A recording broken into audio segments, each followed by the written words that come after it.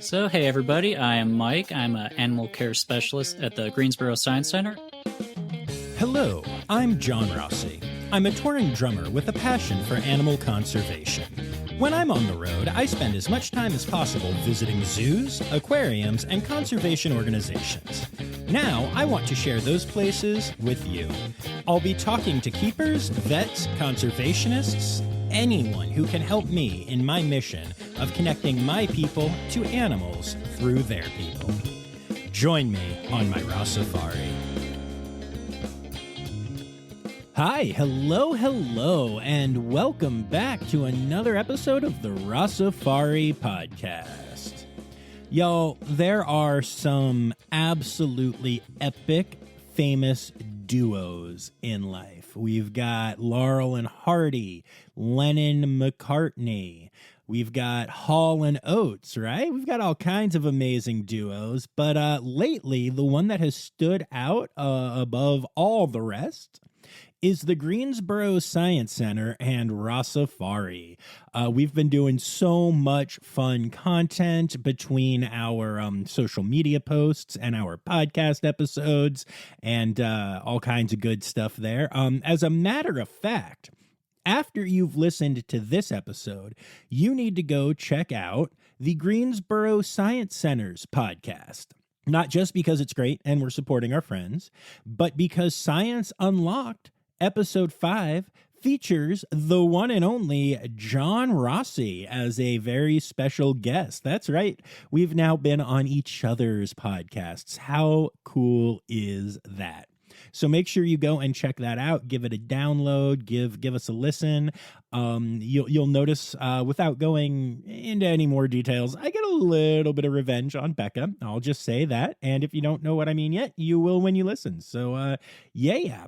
But this is really exciting. We are back at the Greensboro Science Center talking to some amazing people, and that's going to start this week with our good buddy Mike Motsch. Now, Mike is an awesome dude, and basically everything that I want to put in the intro and tell you about Mike, I really can't because it's all in the interview, and I don't want to give anything away.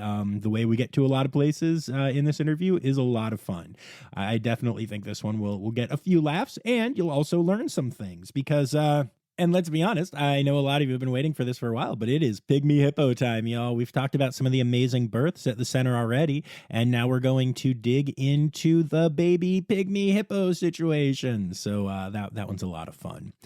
Before we get to the interview, I want to quickly remind y'all to make sure that you are following along at Rossifari on all the socials, at Rossifari Pod on TikTok. Make sure you hit subscribe so that you don't miss any episodes of the podcast, and it would really help me out if you could leave a 5-star rating, or even, especially if you're an Apple Podcasts, take the time to write a review.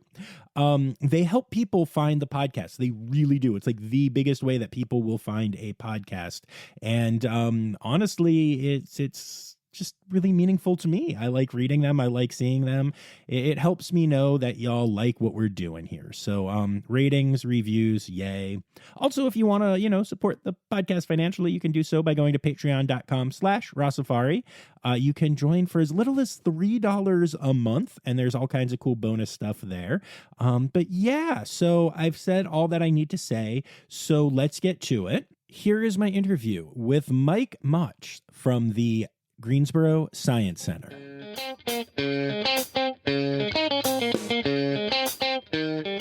I am told that they call you Magic Mike. Why is that? So that started a couple years ago with our maintenance staff. That's when Magic Mike the movies were really big, so just kind of keep that going once in a while. But all those members of our maintenance team are at a different facility or not in the field anymore. So that's how it kind of started, and just keep kicking that dead horse. That's fair. And have you ever stripped? No, I'm kidding. We don't want to know, actually. That cost extra for you to know. No, but okay. Based on that attitude, then the answer is clearly yes.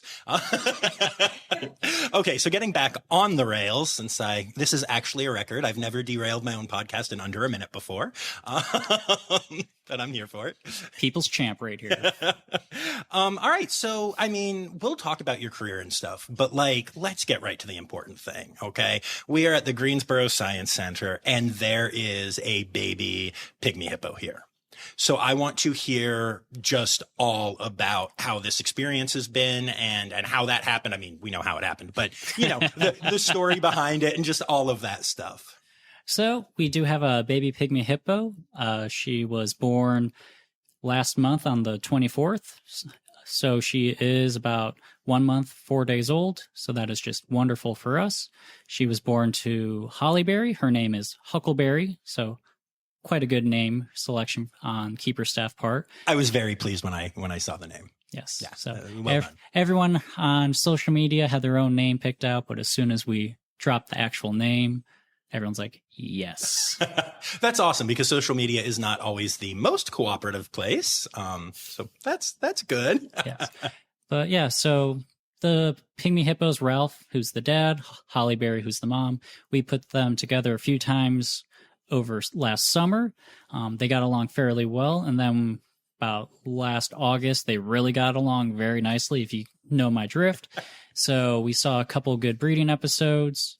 And then both September and then November 1st, we saw breeding. So the last breeding episode that was witnessed by staff members / volunteers was lucky me walking in on those two hippos. So after a while, we were working on ultrasound training. We started to see more and more signs that Holly's getting a little bit big. So around December, we finally got confirmation that, hey, there's a little bun in the oven with Holly.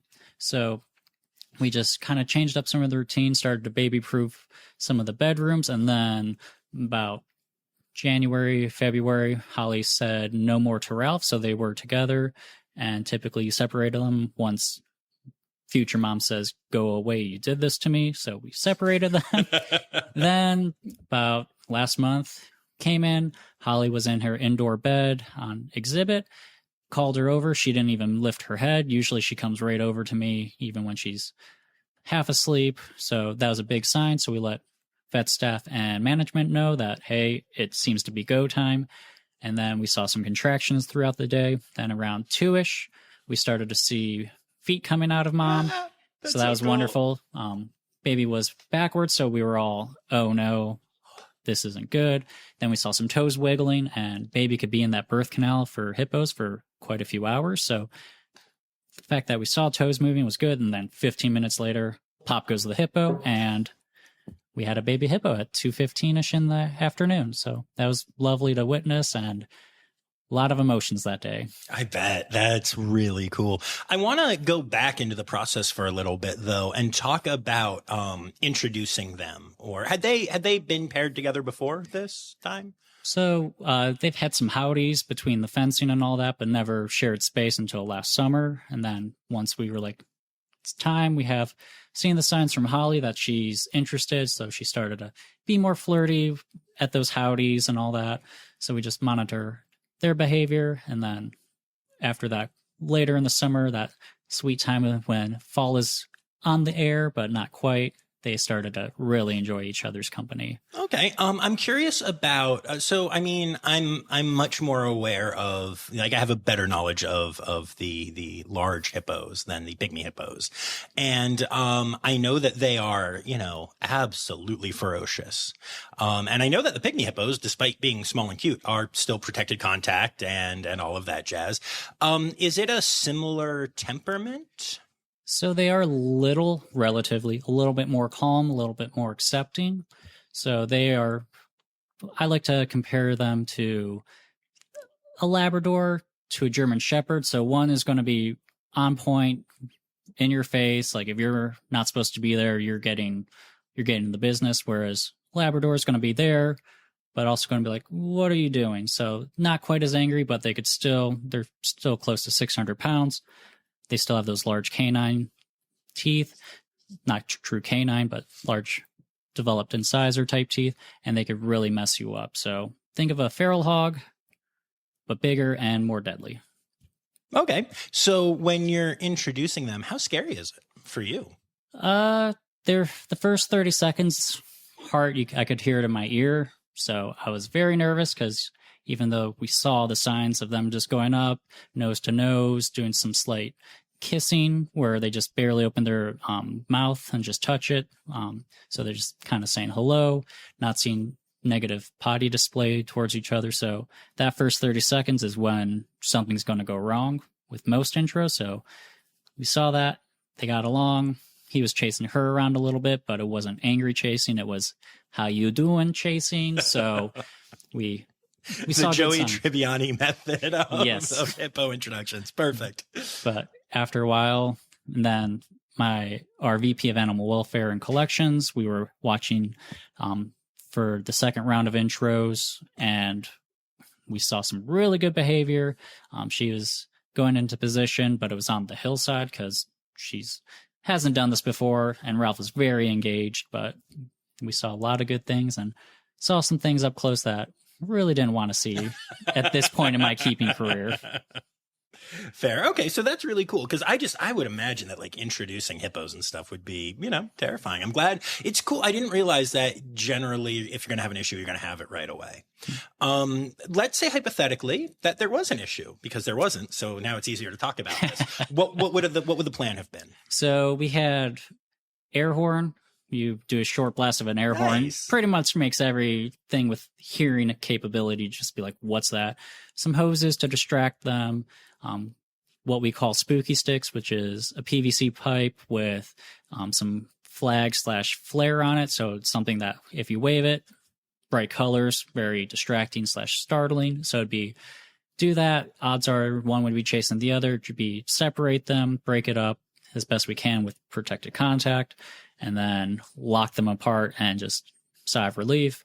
But hippos are kind of mini tanks in the animal world. So even if things were going bad, it takes a lot to truly hurt a hippo. Mm-hmm. No, that makes a lot of sense. That's cool. I think as somebody who doesn't do it, I mean, I get nervous when my dog goes up to another dog, and my dog is super friendly, but not all dogs are. And, owners don't seem to understand that. Like, I'm very careful about like speaking to the owner. I'm not one of those people who just let their dog go up to another dog, but sometimes I'm always just like, oh, is this a crappy owner? Am I about to pay because this person doesn't understand their own dog's body language or whatever? But yeah, I can't imagine with hippos. Yeah. So just being able to observe leading up to it, seeing all those signs. Management was very accepting of what keepers were saying, of what we've witnessed. So having that documentation, having that observation really helped put everyone on the right track. And if things weren't actually lining up from what we were observing, it wouldn't have happened, but things happened and good things happened after the intro. Yeah, that's awesome. I really love that. And so tell me about the personality of the tiny little potato we just went and visited. Oh, goodness. So we were wondering what personality traits, because we like to personify animals and all that, their behavior. So we were wondering if Baby would be like dad or like mom. So we lucked out and got both. So Holly is very destructive, very smart, very in your face and sassy. Whereas Ralph is go with the flow, calm, cool, always hungry. He's kind of jumpy. So like if bees or like a tree branch falls away, he'll be like, what's that? And you'll see him like jump half a foot. So Baby will jump half a 3 inches and then be like, I'm going to beat you up. And then she forgets she's less than 40 pounds right now. So it's adorable seeing a sassy little hippo get kind of spooked and then just go on the attack. And then mom's just looking at her like, now I feel bad for my mom. So that's really funny. You mentioned that mom at some point was like, all right, dude, get out. How does that go? And were y'all expecting that? And how did that, how did the conscious uncoupling work? So basically, I think mom just got to a point where she was feeling Baby, wanted to kick dad away. So kind of just behaviorally, dad was giving a little too much attention, most likely. And then mom was like feeling being pregnant because nobody's 100% comfortable when pregnant. So they just were interacting. And then one day she like kind of got into the back half of the one holding space and just like wouldn't turn around and just would open mouth display at him. So keeper staff saw that, separated them, and they were separated ever since. No reintroducing or anything, since once mom says, I'm done with you, she'll be done with him until we put them back together for potential breeding a couple years from now. So that's very cool, and that makes a lot of sense to me. And I guess in the wild, they wouldn't just be a big happy family, right? This is what would have happened. He would have been run off, basically. Yeah, basically, dad comes in when it's mom's ready to have babies. He'll mate, and then he'll just kind of go on his ways. And then mom's just hanging out by herself. She'll feed the baby and then go off. So she'll kind of hide the baby. Baby has that natural instinct to hide, because the more hippos there, the more, a potential predator, a leopard, a large snake, a crocodile could be like, hey, there's a lot of hippos there. There's probably a young. So it's kind of like the white-tailed deer of North America. Mom feeds the baby once in a while and then goes away, so baby doesn't have attention drawn on it. So when babies are older, you could kind of see small gatherings of hippos in the wild that are pygmy, but not large pods, or I forget the other word for a group of hippos. So you'll see a couple juvenile to adults, a bloat. Yes. It's a bloat. So you might see a done. small bloat of a few individuals, but typically they're solitary. So if you see them together, it's either dad and mom doing their thing or mom and baby. Cool. And how long do you expect baby to want to stay with mom? So baby's going to be with mom for at least 8 months total. So mom and baby are going to wean, and then once that weaning's done, baby's going to be eating hard, solid foods, hay, lettuce, grain, that type of thing. So it could be a year to 18 months where mom's done with the baby. It could be they're getting along fine and dandy, and there's no teenage daughter drama with mom, and they're together until we get a recommendation for Huckleberry to go on to another facility to meet some lovely boy hippo and potentially help bolster the captive population. Makes sense. All right. So, is there anything else that you want to tell me about this experience, the entire, the pygmy hippo baby situation? So it's been wonderful. It's brought a lot of people into the Science Center and Greensboro in general. So we've had a definite uptick of visitors here during days of the week. We don't usually see that many people at that big hippo window. So a lot of kids enjoying it, a lot of mothers, dads, grandparents, all here enjoying it. For myself, it's been lovely since got into this field to make a difference, and having a baby pygmy hippo when there's only 10 breeding adults in captivity in North America is huge for AZA facilities. So building up that population, really nice. Wow. I knew the numbers were low, but I had no idea that they were that low. Now I'm mentally going through my head and wondering if I've actually seen like all of them, basically. That's crazy. There's a good chance you probably have seen a good portion of the breeding, because there's a few more individuals out there that aren't breeding, but it's just that 10 right now. Dang, that is such a small number. That's awesome. I noticed actually both times that I've been here to see Huckleberry, the window's been closed at times, and luckily I have the inn, so I get to be there. But what is the reasoning behind that? And also, I mean, I know that people do get to come and see the hippo. So what is the I guess how often is that happening? And frankly, what's the response been like?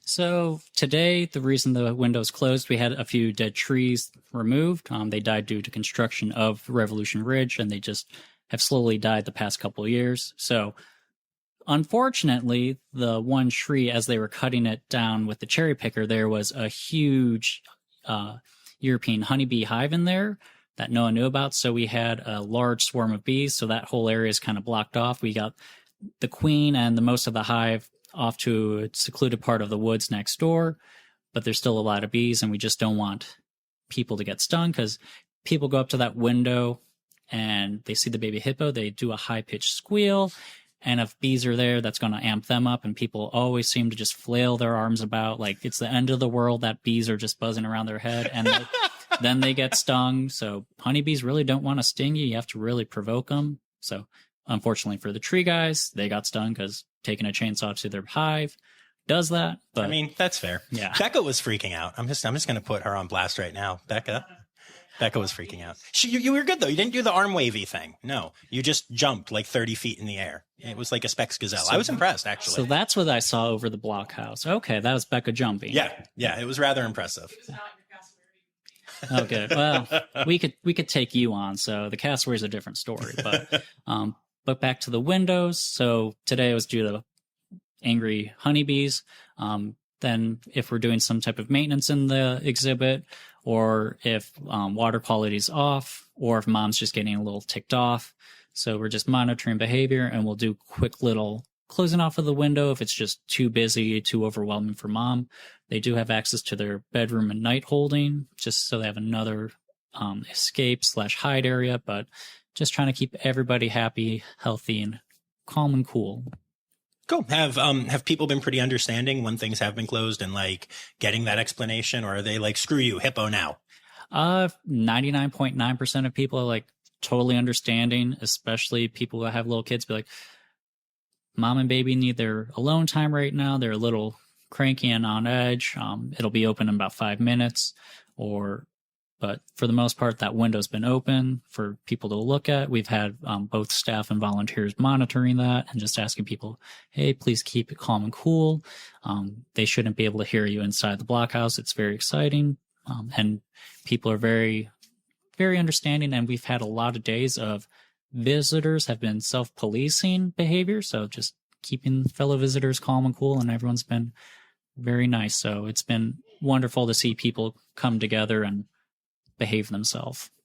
Awesome. That's a rarity today. So that's pretty cool to, yeah. Yes. So yes. They could just keep that going and take that outside the property with them. Awesome. Very cool. So let's backtrack a little bit now that we've covered the main topic. And let's talk about you a little bit. So like, how did you get into this field? Did you know that you wanted to work with animals when you were a kid? Like, what's your story? So I grew up like most people in this field watching Crocodile Hunter, Discovery Channel, Animal Planet. That's what I watched as a kid. Watched a little bit of Sesame Street, but then it was straight to that educational animal stuff. So since kindergarten, I've wanted to be a zookeeper person in some facet. So I've just kept that going. And then through high school, people will be like, what are you going to college for? I'm like, I want to be a zookeeper. So, and they're like, okay, Dr. Dolittle. And just kept the dream going, and then did some internships after getting my degree, and then ended up here at the Science Center and started off as a weekend coverage person. And now I'm over the pygmy hippos and cassowary, along with many other animals I used to be over. Where did you do your internship? So ma'am, do you need a microphone? Should I just? I actually have a question for you. Bekah's just yelling over there, doing hand signals. It's great. Bekah completely killed my joke, by the way, because I had a joke before the next question. But no, it's fine. It's fine. You do you. Bekah's launching her own podcast tomorrow, and I think she's just getting jumpy. But go ahead, ask that question again. Mike, this is a really important question. There's only one correct answer. Where did you do your internship? Only one correct answer. You know what the answer is? I don't. I don't know what the correct answer is. I know it's where the Greensboro Science Center. I mean, yes, that was my last internship since luckily I got paid, but I interned at a rehab center up in Northeast Ohio. Then I interned. I'm joking. Don't put any of that in there. But I will. You better keep this. No. This sassiness is what people drive. This is real right here. My microphone is staying in. Absolutely. Okay, look. Mikey Mike. Okay. It's Magic Mike. Magical Michael. I'm a level 10 druid, okay? Like many keepers here at the Science Center, where all did you intern? So I interned high school going into college at a rehab center in Northeast Ohio, just a town south of where I grew up in Mentor, Ohio, outside of Cleveland. Then after college, I interned at the Cincinnati Zoo and Botanical Garden for that fall. And then I came down here for an internship. So I packed up my lovely Buick Century and drove my stuff down here to be an intern for 4 months. And then part-time opened up. So I did that. And then about 10 months later, full-time position opened up. So I became in charge of the Meerkats, Wallaby, and Barnyard. And up until 2 years ago, I was over that barnyard and different areas of the zoo at some point. You are quite famous for those Yoda walks. Yes, Yodel is one of the best goats. And if If you haven't seen them on YouTube, there are some lovely, lovely Mike and Yodel COVID antic walkthroughs of the zoo when it was completely empty, and I was probably losing my mind a little bit. Don't forget the aquarium. You took a goat to the aquarium. That is right. Yodel loves the trash can in the aquarium and the cow nose rays. The sharks in the shark tank, meh. Penguins, meh. Garbage can and Flappy Flaps in the touch tank. The loved sea it. pancakes are a favorite of mine as well. All right, I'm gonna give it back to you. Stealing the thunder. That's cool. Well, that just happened. All right. Awesome. So Just trying to show you is that the majority of people who are here intern here. that's really important to point out that like so many people who work here now got their start or one of their starts interning here. And that shows that it's a facility that's really interested in not only developing, people, but in rewarding, good work. Talent, Yeah. ability, Yeah. whatever. All the things that you have. Greatness, I've been told. Kelly has been also told she's great as well. Oh, so Kelly's great. Let's be real clear. Kelly, So- Kelly is great. the great You ones seem rise fine. to the top. I mean, you gotta get me in the morning when I still have coffee in my system. Right now, I'm just that afternoon low. I get that. I've only had one huge coffee today, so that's why I'm only this excited. Normally I'm much deeper into my coffees at this point, but yeah, I'm much. So anyway, this podcast is just the best thing we've ever produced. Thank you, Bekah, for that. So moving on from Becca's you. pirating and all that. Yes. Let's talk cassowary. Amazing creature. Oh, yes. Absolutely amazing. Tell me everything. So I don't know if I could say this, but if Hagrid could have a bird that wasn't magical, it'd be a cassowary because they're the most dangerous bird on the planet. They're about 5 foot, 5'10", depending on how big they are, but third largest bird, second heaviest, and the most deadly. So I believe there's 2 fatalities worldwide a year from them, and this is due to on their feet they are rat height, so they walk. They're big. Moana's about 120 pounds right now. She's our female. Moana. That's awesome. So she has these big old feet and the inner digits. Her claw, talon, whatever you want to call it, truly, is about 4 inches long. And so they can kick like a mule, but they kick out and it's the perfect height to hit my diaphragm and just tear all the way down to my kneecap. So they could do a lot of damage if they land a kick. That's why they're also a protected contact animal. So we never go in with the cassowaries because bad times. So we have Moana and you have 2. So what's the other one? So we have Moana, who we named after the lovely Disney princess. Disney Can princess, we yes. say Disney? I don't know. I don't want to get in trouble here. And then we have Dodo. So we got Dodo in 2018, and we were trying to just figure out names. We were going with names that of extinct larger birds. So we had his sister Moa, like the New Zealand moa bird, and then we had Dodo because dodo birds were a fairly recent human-caused extinction. So we wanted to honor those and have names that got people thinking.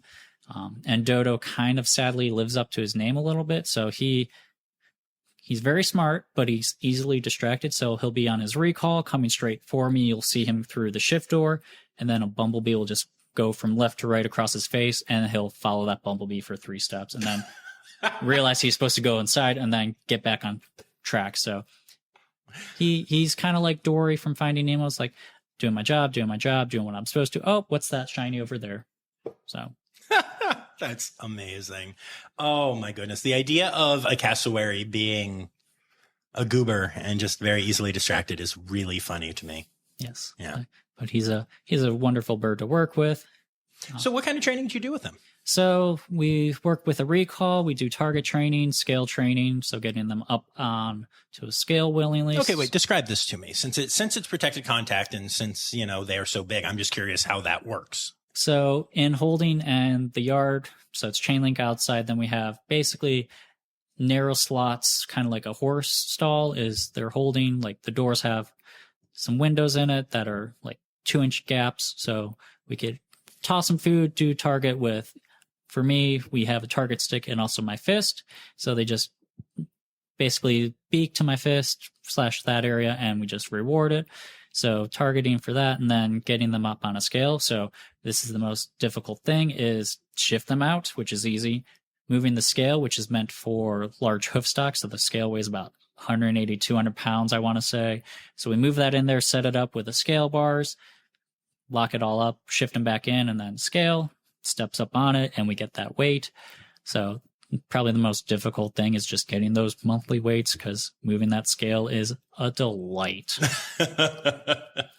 But it's cassowary and hippo strength rated, so that's why we have it.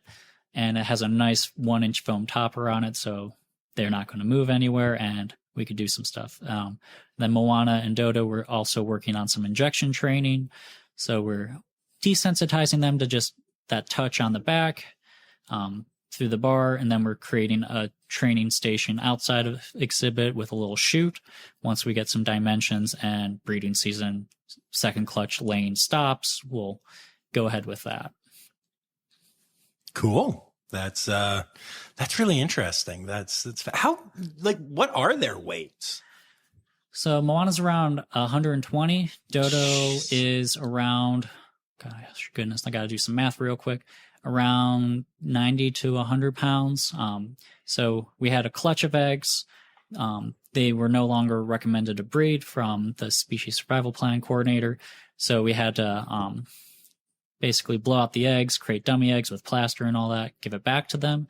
So Dodo did what a male cassowary does, is he takes care of the eggs and the babies. So we let him sit on the fake eggs for the amount of time it would take for those to hatch, and then we pulled those eggs. But during that time, he's focused on those eggs, not really shifting, but we did get him to shift and do some things so we could monitor and clean the exhibit here and there. But that's just a testament to staff and the training program we have in place of getting that bird off eggs when he thinks they're still there. There's a few facilities that have had males that through a blizzard, through tornado weather, that type of thing, have just sat on eggs, just making sure his babies, future babies, are good. So good dad. So cassowary, fun fact, mom, she has a few boyfriends, and if things are good, she'll lay multiple nests, and it's the dads that sit on the eggs and raise the young and then kick the young out to the world. So mom just defends her territory and her boyfriends, and then no parental care from her. Wow, that is really interesting. I did not know that. That's very cool. Are they like, I don't know, this might be a dumb question, but that's okay. I'm a drummer. What I know that they're not flighted, but do they still have like hollow bones and stuff? So their skeleton is solid. Okay. I was just wondering how they weighed so much. That's really interesting. They are just units, basically. They're strong, sturdy birds. And we built their holding, basically draft horse Clydesdale-esque stalls. So big, thick, heavy-duty 2x6s. So it's strong. You could take a kick from a Clydesdale and not break, but also giving. So it's not cinder block, brick and all that. It's something that gives, but is still super strong. So if bird is angry and kicks at the wall, kicks at the door's going to move but not break, and bird's not going to break. So very good design aspect of the new expansion here. That's really cool. I mean, I love the whole Revolutionary Age. Is so cool. It's just, I love the kind of thought that goes into things like that too. That's really impressive. That's really cool. So do you know offhand, I'm just fascinated by the hollow bones thing because I just always think birds hollow bones. So is that true of all rat tights then? I believe so. I believe they have that solid skeleton. So just like me or you, we kind of have spongy inner bone. Same thing with the rat tights. They have a more developed skeletal system. So it's not the thin, dainty air sac filled like the flighted birds. It's more robust. That makes sense. That's really cool. I did not know that. I like learning. Learning's cool. Yeah. So I'm curious, is it, do you end up doing a lot of other work then? Because like most people that I talk to, be it here or elsewhere, you know, they have more than 2 animals that are like on their string. So do you do a lot of cover work, or are you able to fill all your time with those 2?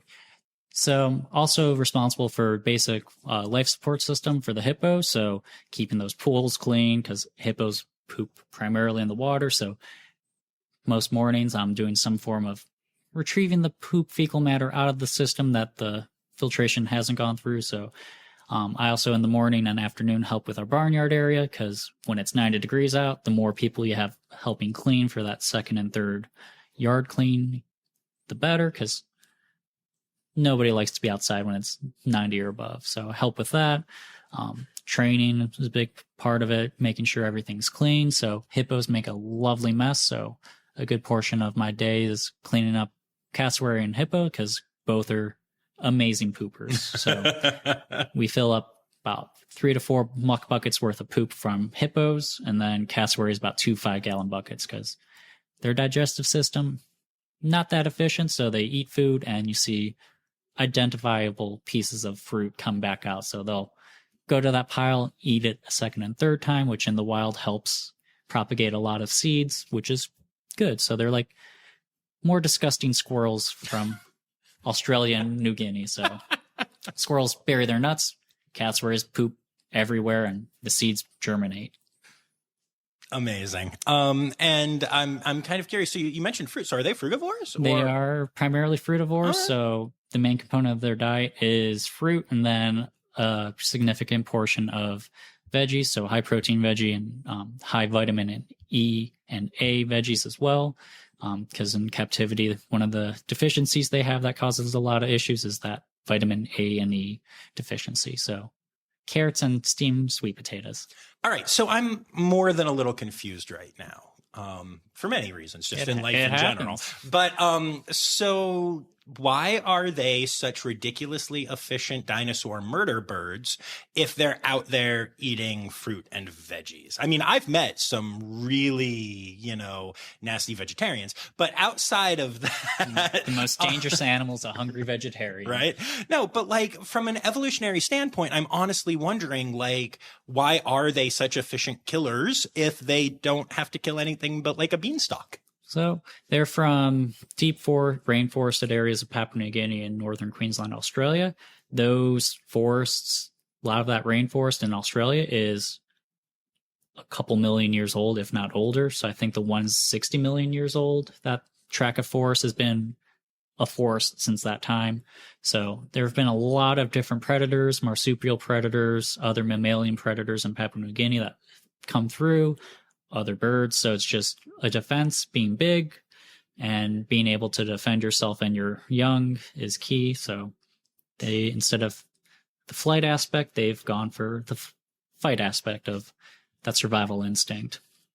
Okay, I guess that does make sense. I feel like most animals that you think of as being efficient killers are that because they need to kill rather. Yeah. I mean, well, and I guess you still do as a defense mechanism, but you know what I'm saying. So that's just kind of interesting. Oh, very cool.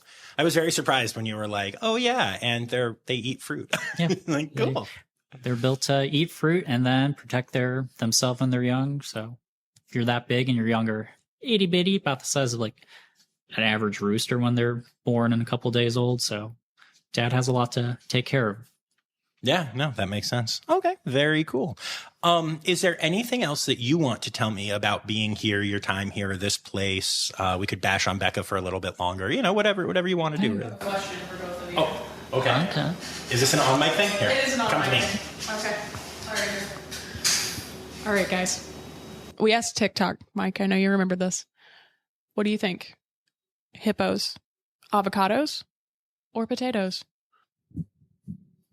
That's a good question. I will defer to you first. Oh, I have good reasons behind mine, though. So originally I was team avocado, but as Holly got bigger and bigger when she was pregnant, and them just laying out in the wallow, you don't see their feet too much, their legs, so they look like a baked potato. And also, Holly was a fully loaded baked potato when she was pregnant, and then she gave birth to a tater tot. So I'm team potato now. I used to be team avocado because like their skin has a unique texture and all that. But we'll see what TikTok said. I don't remember what TikTok. So, okay, the skin, I agree with the avocado thing. Like I do see where woefully misguided people are coming from. I do. But they are clearly potatoes floating in the water, just being potatoes. And I know that the hippos themselves don't float, but they look like potatoes floating in the water. And they are potatoes. And I can prove it also using like very serious logic here, because they have eyes like potatoes. Ooh. And they're not the pits. I will see myself out. 7 out of 10. That was pretty good. I like that most of our reasoning was just kind of punny. One of yours and all of mine. Yeah. But no, when you see them in person, they're just very potato-y. They are. Yeah. And there's a lot more good puns with names and all that with a potato. Yes, absolutely. Yeah. Okay. So are we done interrupting my podcast now? All right. I guess. Okay. Just checking. All right, just checking. All right. Cool. And then if you've got nothing else, then I guess it's time for the conservation organization. All right. So conservation organization that the Science Center and myself have recently partnered up with, Reef. So they go out there and do fish surveys. They do invasive. I'm sorry. I'm an idiot. I know what a fish survey is, and I would like you to explain it to the listeners. But I immediately picture somebody standing there with a clipboard being like, excuse me, sturgeon, can you tell me what you think about? You're not far off, but basically coral reefs, saltwater habitats and all that, a lot of them are getting degraded through the 70s and 80s and 90s. Things were taking a negative turn. A lot of organizations are working on making them healthy again. So how do you know if a reef's healthy or not? It's counting fish, counting larger fish species and all that. So basically it's a lot of citizen science stuff. So you actually do go out there with a little dry clipboard that you could write on underwater, a little slate, and you count fish and you enter the data.